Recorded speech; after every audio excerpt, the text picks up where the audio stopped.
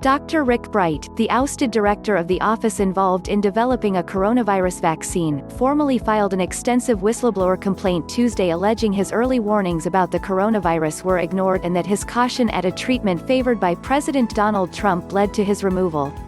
Bright had led the Biomedical Advanced Research and Development Authority since 2016 when he was reassigned last month to a narrower position at the National Institutes of Health. In his whistleblower complaint, Bright says he raised concerns about U.S. preparedness for coronavirus starting in January but was met with indifference, which then developed into hostility by leaders at the Department of Health and Human Services. HHS did not immediately respond to a CNN request for comment.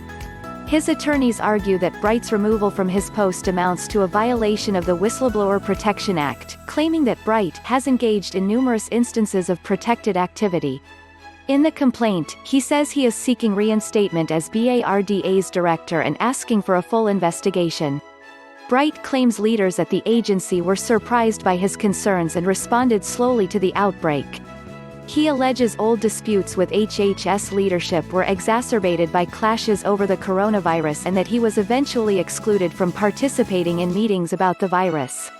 Dr. Bright pressed for urgent access to funding, personnel and clinical specimens, including viruses, which he emphasized were all critically necessary to begin development of life-saving medicines needed in the likely event that the virus spread outside of Southeast Asia, the complaint reads.